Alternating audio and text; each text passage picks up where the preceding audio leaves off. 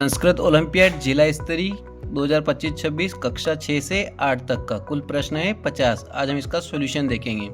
प्रश्न क्रमांक 1, परा इति उपसर्गस्य उदाहरणम अस्ति, तो इसका ऑप्शन सी पराजय। प्रश्न क्रमांक 2, एतेषां संयोजन शब्द भवति, तो ऑप्शन डी नृप। क्वेश्चन नंबर 3, कामधेनु इति पदस्य वर्ण विच्छेद अस्ति, तो ऑप्शन बी। क्वेश्चन नंबर 4, विशेषणम विशेष्यम च मेलियत, तो ऑप्शन बी।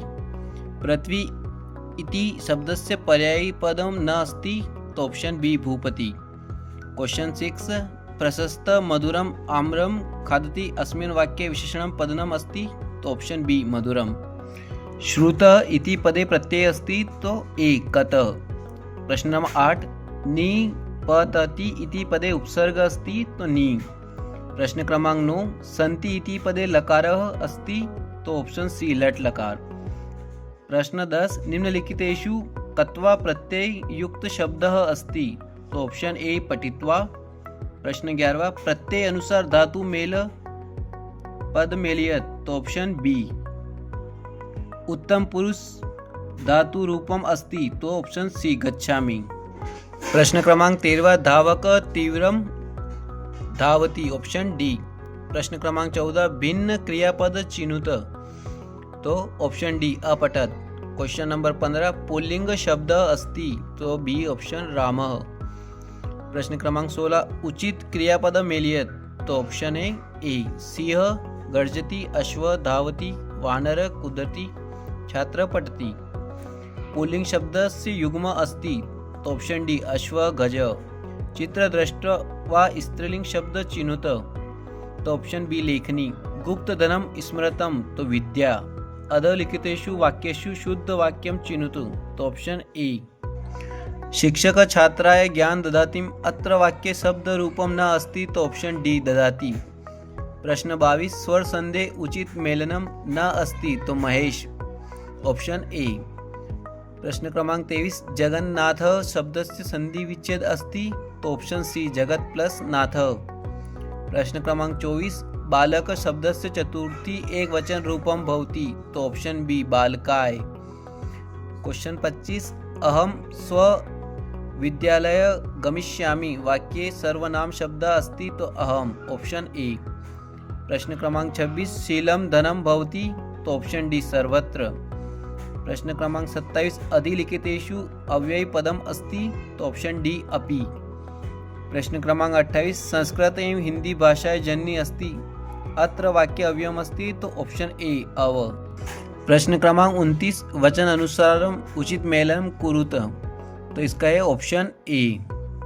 प्रश्न क्रमांक 30, अहम प्रतिदिनम अध्ययनम करोमि, अत्र करोमि शब्दे पुरुष अस्ति, तो ऑप्शन सी उत्तम पुरुष। प्रश्न क्रमांक 31, अधिलिखितेषु द्विवचनम वचनस्य उदाहरणम अस्ति, तो ऑप्शन सी पठत। प्रश्न क्रमांक 32, प्राचीन कालात् आरभ्य संस्कृत विद्या केंद्रम अस्ति, तो उज्जैनीय क्षेत्रम।